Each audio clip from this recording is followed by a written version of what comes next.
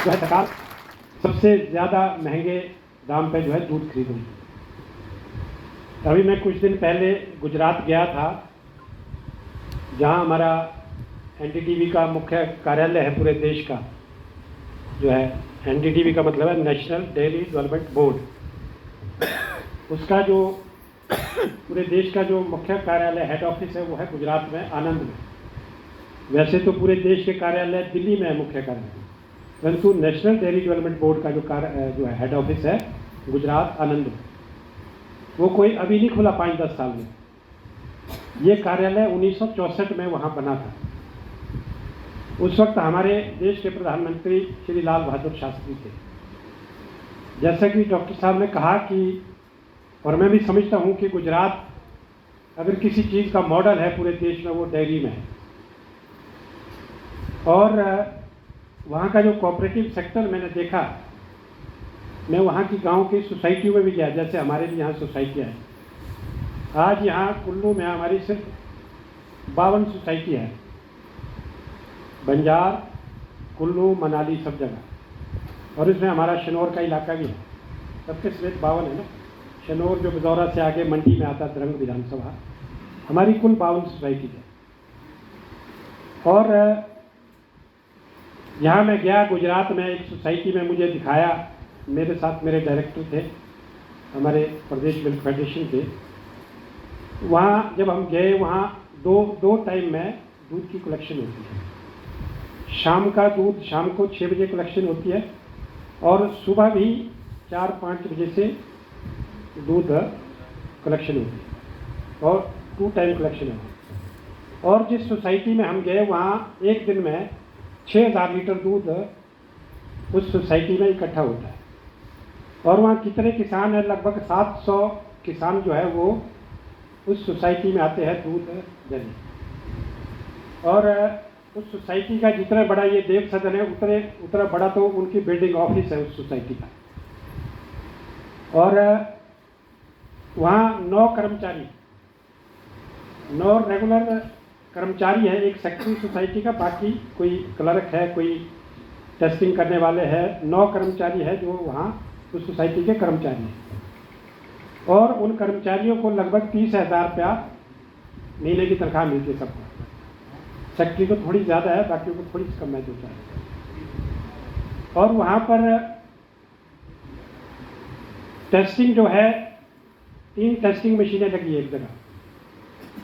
जब हम 6 बजे गए शाम को वहाँ, तो लोग बाल्टियाँ लेकर के लाइन में खड़े थे 3 तरफ। और जो एनालाइजर होते हैं उसके साथ कंप्यूटर लगा है। 40 सेकंड में एक आदमी का दूध टेस्ट हो जाता है। एक आदमी का जो दूध की टेस्टिंग होती है 40 सेकंड में हो जाती है। और उस दूध का पार फैट आ रहा है, इतना फैट है, इतना SNF है, और आज का जो आपका दूध 5 लीटर है तो इतना रुपया आज आपका पैसा बना। और उसी वक्त उस किसान के मोबाइल में मैसेज आ गया।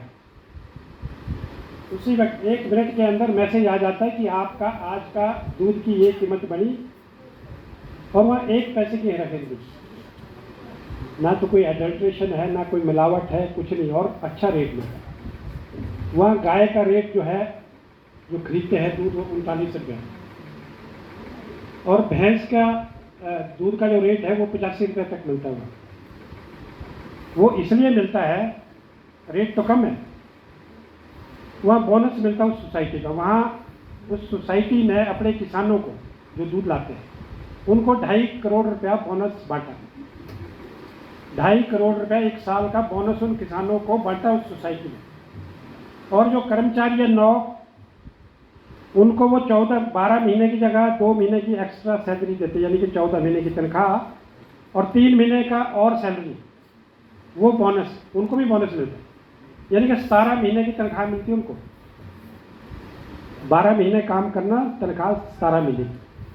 वो इसलिए उनके पास इतना पैसा आ रहा है, अब अपने कर्मचारियों को और अपने नौजवानों को रोज़गार इसलिए दे पा रहे हैं क्योंकि वहाँ अपनी सोसाइटी के प्रति लोगों की सिंसियरिटी, वहाँ हेरा फेरी नहीं है ये कभी, क्योंकि वहाँ पर जो टेस्टिंग हो रही है, इतना ट्रांसपेरेंसी है वहाँ पर, इसलिए वहाँ। और हम बाकी जगह बहुत सारे घूमे, वहाँ पर कई अमूल आज हमारे देश का बहुत बड़ा ब्रांड है। अमूल दुनिया के जो 15 बड़े डेयरी सेक्टर जो पूरे दुनिया के अंदर बड़े बड़े वो है, उसमें अमूल का नाम दिया। और अमूल एक दिन में 3 करोड़ लीटर दूध इकट्ठा करता है। एक दिन में 3 करोड़ लीटर। पिछली साल हमने प्लस सीजन में हिमाचल में 3 लाख लीटर दूध आया एक दिन में। तो हमको लगा कि ये तो बहुत बड़ा काम हो गया, तो बड़ा मुश्किल हो गया संभालना एक दिन में 3 लाख लीटर। अगर अमूल का देखें 3 करोड़ लीटर एक दिन में, तो हम कहाँ पर है अभी? 1%। अमूल का 1% है। हम जहाँ एक प्लांट अमूल का बहुत हाई टेक प्लांट है आनंद में, हमने वहाँ विजिट किया। वहाँ अंदर नहीं जा सकते, वहाँ बाहर शीशे के उसमें हमको चारों तरफ से घुमाया। उस प्लांट में दूध की 180 चीज़ें तैयार होती हैं। दूध से कितने प्रोडक्ट तैयार होते हैं? 180 प्रोडक्ट। जितना भी हम चॉकलेट हिमाचल के अंदर आता है, नेस्ले का, अमूल का, देखा ना अपने गांव में, और हमारे घर का हर बच्चा, चाहे वो 1 साल का है, चाहे 6 महीने का, चाहे 2 साल का है, वो अमूल का या नेस्ले का चॉकलेट ही मांगता है खाने को, दूसरा चॉकलेट नहीं खाता। और 50 तरह के चॉकलेट वहाँ बन रहे हैं। और वो ऐसा प्लांट है, वहाँ कोई आदमी अंदर नहीं होता। 180 चीज़ें बन रही है वहाँ उस प्लांट में दूध से। और वहाँ एक कमरे में बैठ के कंप्यूटर से बटन दबाया, सारी मशीनें चलती है। कहीं घी बन रहा है, कहीं बटर बन रहा है, कहीं चॉकलेट बन रहा है, कहीं पनीर बन रहा है, कई चीज़ें बन रही है वहाँ। यानी कि 180 चीज़ें वहाँ उसी प्लांट में बन रही है। आपको डॉक्टर साहब, आपको तो पता होगा, मैं तो एक बार विजिट की। और इतनी साफ सफाई, इतना हाइजीनिक वो है। हमारे तो यहाँ ध्यान नहीं रखते, मक्खियाँ हैं तो मक्खियाँ पड़ी। कई बार दूध की थैलियों में शिकायत आती कि उसमें मक्खी मिली, जो हमारे प्रोसेसिंग प्लांट से भी गुजर के आगे जाता है मार्केट में जब जाता है। तो गुजरात में, और वो अमूल में, अमूल की बात करें, अमूल पूरे देश के अंदर 1100 से ज़्यादा चीज़ें बेचता है। वो आटा, चावल, दालों से लेकर सारा कारोबार कर रहा है। कोई ऐसी चीज़ नहीं जो अमूल नहीं बेच रहा। अमूल भी एक ऐसी एक सोसाइटी बनी थी पहले। अमूल, कुछ लोग आनंद में इकट्ठे हुए, गांव के लोग, गाय होती थी लोगों के पास, भैंसें होती थी, सब कुछ होता था, दूध बिकता नहीं था। कोई दलाल आते थे बॉम्बे से खरीदने आते थे। वो गाय पालने वाले को 2 रुपये मिलता था, 4 रुपये वो खुद खा जाते थे दलाल। ये हालत थे। तो वहाँ के कुछ जागरूक जो लोग थे, उन्होंने कहा क्यों नहीं हम एक कोऑपरेटिव बेस्ड अपनी सोसाइटी बनाएं, खुद अपने लिए मार्केट ढूंढे कि कैसे हमको अपना दूध का बेचना है, ताकि किसानों के साथ हमारी माताओं बहनों का शोषण ना हो जो मेहनत कर रहा है गाँव में। और अमूल वहाँ से कहाँ पहुँच गए?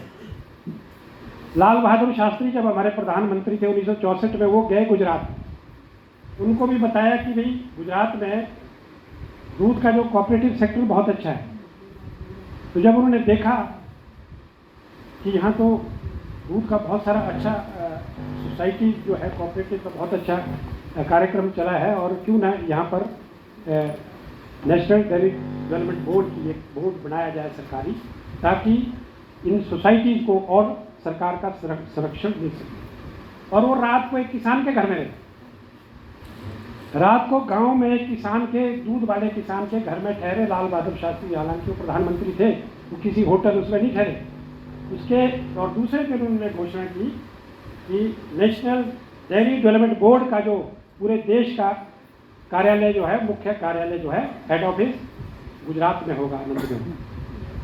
और आज एनडीडीबी पूरे देश के अंदर दूध को कैसे बढ़ावा मिले, सेक्टर को डेयरी डेवलपमेंट कैसे हो, उसके लिए काम कर रहा है। और मैंने बहुत कुछ सीखा वहाँ कुछ दिनों में। बहुत सारे प्लांट, चाहे वहाँ पर मशीनरी बन रही है, हमारे बीएमसी आ रहे हैं, बहुत सारी चीज़ें वहाँ आ रही है। हमारी भी कोशिश है कि हिमाचल प्रदेश के अंदर हम, क्योंकि हमारे मुख्यमंत्री जी की सोच है कि हिमाचल प्रदेश की ग्रामीण अर्थव्यवस्था को कैसे मजबूत किया जाए। एजुकेशन बहुत ज़्यादा है। शिक्षा के क्षेत्र में हम केरला से भी आगे पहुंच रहे हैं। गांव का हर बच्चा अच्छी एजुकेशन ले रहा है और गांव के बच्चे शहरों की तरफ भाग रहे हैं रोज़गार ढूंढने के लिए कि गांव के बच्चों को कैसे गांव में रोज़गार मिले। ये सोच हमारी माननीय मुख्यमंत्री जी की है और इसीलिए उन्होंने पिछले 2 सालों में दूध के रेट 21 रुपया बढ़ाए। 21 रुपया बढ़ाया और दूध का रेट और अभी और बढ़ेगी। मुख्यमंत्री जी ने कहा है, मुझे उनका खास सख्त निर्देश है कि आप रात दिन तेजी से काम करें इस क्षेत्र में। मैं चाहता हूं कि दूध के रेट, ताकि हमारा गांव का जो पढ़ा लिखा बच्चा है इस सेक्टर में काम करे, कहीं बाहर रोजगार ढूंढने कहीं हम नीचे दिल्ली या बॉम्बे दूसरी जगह ना जाना पड़े, किसी उद्योग में 5,000 10,000 की नौकरी ढूंढने ना जाए हमारे पढ़े लिखे बच्चे। अपने गांव में अपने हिमाचल में ही रोजगार मिले। हमारा बच्चा जहाँ टूरिज्म के क्षेत्र में हमारा कुल्लू क्षेत्र आगे है, उसी तरह से डेयरी में भी हमारा क्षेत्र आगे जाना चाहिए, ताकि हमारे बच्चे जो है नौकरी के लिए दर दर ना भटके।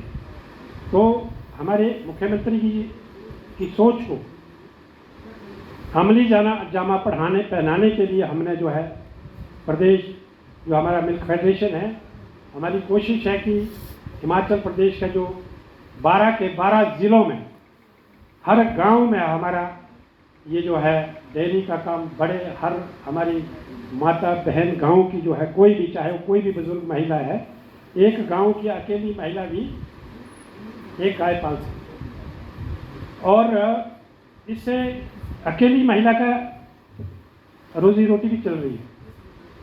मुझे मेरे क्षेत्र से एक बार हमारे पीछे बरसात के बाद पेमेंट की दिक्कत है। बाद पूरे हिमाचल में सड़कें बंद थी और जो हमारा प्रोडक्ट था, हमारा मिल्क पाउडर था, हमारा जो भी कई चीज़ें आगे जो दूसरे प्रदेशों में हम बेचते हैं दूध से बनी हुई चीज़ें, वो नहीं मिली और अभी तक भी वो सिस्टम हमारा सही तरीके से नहीं बन पाया। अब तो हम हर महीने पेमेंट देंगे और टाइमली पेमेंट मिलेगी, इसका हमने इंतजाम कर लिया है। मुझे गांव से फ़ोन आया मेरे एक किसी दोस्त का कि एक महिला है बेचारी, वो 1 लीटर दूध आपकी गाड़ी के पास पहुँचाती है। 1 लीटर, पहाड़ी गाय, उससे पहाड़ी बुजुर्ग के लिए, उसके कोई नहीं। 1 लीटर दूध जो है वो आपकी गाड़ी के पास ले जाती है और उसको उस दूध से हर महीने 1,500 रुपया मिलता है उसे 1 लीटर। और आपकी पिछले महीने पेमेंट नहीं पड़ी है तो उस बेचारी को बड़ी दिक्कत आ रही है। वो कहती है वो बुजुर्ग महिला कि मुझे 1,500 रुपये हर महीने दूध से मिलता है और उस 1,500 में से मैं 800-900 रुपये का राशन अपने लिए खरीदती हूँ और 600-700 रुपये मैं हर महीने उससे बचाती हूँ। उस 1,500 से बचा रही हूँ, क्योंकि गाय पहाड़ी है तो उसका फैट ज़्यादा होगा, उसका रेट भी ज़्यादा मिलता होगा। तो मुझे बड़ा वो लगा कि देखो उसकी रोजी रोटी इसी में कि अगर पेमेंट लेट होती है तो कईयों का इसी से चला है रोज़गार। तो हमारी कोशिश, अभी हिमाचल प्रदेश के अंदर 400 करोड़ के प्रोजेक्ट्स, 225 करोड़ का हमारा जो है एक प्रोसेसिंग प्लांट हमारा धर्मशाला के पास बन रहा है, 225 करोड़ का। ये एक ऐसा प्लांट है बिल्कुल हाई टेक है। ये भी इसी तरह का प्लांट है जैसे मैंने गुजरात में देखा है आनंद में अमूल का, और एक कमरे में एक बटन दबाओ तो सारी चीज़ें दूध की अपने आप बननी शुरू हो जाएगी, पैकिंग भी होगी, सब कुछ होगा। ये हमारा अगले अगस्त सितंबर का माननीय मुख्यमंत्री जी ने हमें टारगेट दिया है कि सितंबर में मैं इस प्लांट का उद्घाटन करूँगा। ये जो है कांगड़ा, चंबा, हमीरपुर, ऊना, इन 4 जिलों के लिए प्लांट बना है। इन 4 जिलों का जो दूध है वहाँ जाएगा और उसके बाद हमारे 4 प्लांट